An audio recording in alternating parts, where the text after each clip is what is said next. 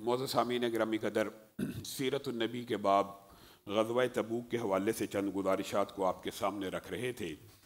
رسول اللہ صلی اللہ علیہ وسلم نے غزوہ تبوک کے اندر جو واقعات متفرق پیش آئے ان کے حوالے سے کچھ گزارشات آپ کے سامنے رکھی کہ کن ابا ذرن کن ابا خیثمہ، کہ رسول اللہ صلی اللہ علیہ وسلم نے یہ خواہش کا اظہار کیا ہے اے کاش ابو ذر ہی ہوں اور ابو ذر نکل آئے، اے کاش ابو خیثمہ ہوں ابو خیثمہ نکل آئے۔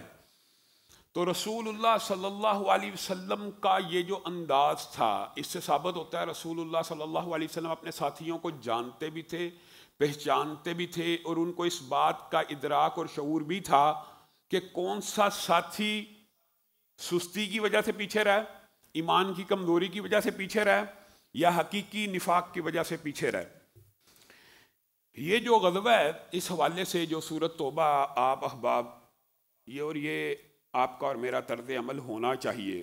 بات آئی ہے تو زندگی کا یہ معمول ہونا چاہیے کہ ہر روز کم از کم 2 آیات، کم از کم کی بات ہو رہی ہے، ہر روز ہر شخص جو یہاں پہ بیٹھا ہے آج سے ارادہ کرے اور وعدہ کرے کہ ہر روز صرف 2 آیات با ترجمہ پڑھنی ہے اور سمجھنی ہے، صرف 2 آیات۔ اور اگر ہم یہ بھی 2 آیات پڑھ کے، ایک تو تلاوت کرنا اس کا بھی ثواب ہے، لیکن ایک ہے ترجمے کے ساتھ سمجھنی ہے، تاکہ آپ کو یہ پتہ چلے کہ اللہ رب العزت آپ سے کہہ کیا رہے ہیں۔ اگر ساری زندگی گزر گئی یہی پتہ نہیں چلا اللہ نے کہا کیا ہے، اور مولویوں کے پیچھے غلط رستوں کے اوپر چلتے چلتے پوری زندگی گزار دی، تو آپ نے زندگی کو کیا سمجھا، زندگی کا حقیقی مقصد؟ ایک بات یاد رکھیے، انسان سمجھتا ہے کہ پلازہ بنا لیا، جائیداد بنا لی، گاڑی بنا لی، بڑا کروفر آ گیا، زندگی کے مقصد پورے ہو گئے۔ اللہ کی قسم یہ زندگی کا مقصد ہی نہیں ہے۔ زندگی کا حقیقی مقصد جنت کے حصول کی جد و جہد ہے۔ حقیقی مقصد جنت کے حصول کی جد و جہد ہے۔ بس اگر کوئی بندہ، اور اس سے مراد یہ نہیں ہے کہ ربنا آتینا فی الدنیا حسنہ والی آیات موجود نہیں ہیں، دنیا بھی اچھی ہونی چاہیے، لیکن یہ کیا کہ صرف دنیا اچھی ہو اور آخرت میں کوئی حصہ نہ ہو، اور آخرت کا حصہ اگر کوئی بندہ وافر پانا چاہتا ہے، اس کلام حمید کی آیات آج سے ارادہ کیجیے۔ بلکہ اگر آپ یہ کام کریں، اور یہ کام بھی بڑے درجے والا ہے جس کی طرف معاشرے کی کوئی آپ یہ سمجھیں کہ توجہ ہی نہیں ہے، وہ کیا؟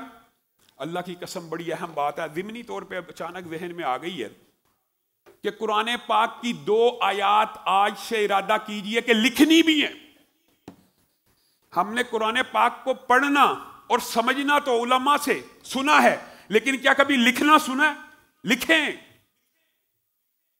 2 آیات گھر میں لکھیں، پھر اس کا ترجمہ کریں، کاپیاں لگائیں۔ یہاں پہ استاد 10 حفظ کے علماء آپ کے مراکز اور مدارس میں موجود ہے، آ کے 2 آیات کا ٹرانسلیشن کی، آ کے استاد سے چیک کرا لیجیے صحیح کی ہے، لکھائی لکھی، رسم الخط۔ آپ کو کیا پتا اس کے بارے میں علماء نے کتابیں لکھی ہیں کہ قرآن پاک کا ایک تو پڑھنا جتنا فائدہ دیتا ہے، وہ تو آپ کے سامنے متعدد واقعات ہے، صرف بسم اللہ سے، سورۃ فاتحہ سے، ہمارے یہاں نمازیوں کے کیسے کیسے بیماروں کو شفا ملی صرف پڑھنے سے، تو لکھنے سے بھی شفا ملتی ہے، اور لکھنے سے بھی برکتوں کا نزول ہوتا ہے۔ صرف 2 آیات ارادہ کر لیجئے، لکھیں گے، ہر روز لکھیں گے اور اس کا ترجمہ خود کریں گے، اور 2 آیات کو سمجھنے کی جو فضائل ہیں وہ حدیثیں آپ کے سامنے رمضان میں ہم رکھتے ہیں، اور متعدد دروس میں صرف 2 آیات کو سمجھ لینا، مسجد میں آ کے صرف 2 آیات کو سننا اور اس کو سمجھ لینا 2 سرخ اونٹنیوں کے انفاق فی سبیل اللہ سے بہتر ہے۔ صرف 2 آیات آپ نے روزانہ سمجھ لی، گویا آپ نے اللہ کی بارگاہ میں روزانہ 2 اونٹوں کو قربان کر دیا۔ اور کیا چاہیے؟ کیا چاہیے؟ اور لکھا کریں، سمجھیں۔ یہ جو سورۃ توبہ ہے اسی سے ابتدا کیجئے۔ آپ کو غزوہ تبوک کے سارے یہ جو آپ واقعات سنتے ہیں نا، آپ کے ذہن میں تر و تازہ آ جائیں گے۔ سورۃ توبہ کے اندر منافقین کی جو اللہ رب العزت نے حالتیں بیان کی ہیں، اور یہ بھی غزوہ تبوک کے سارے واقعات ہیں،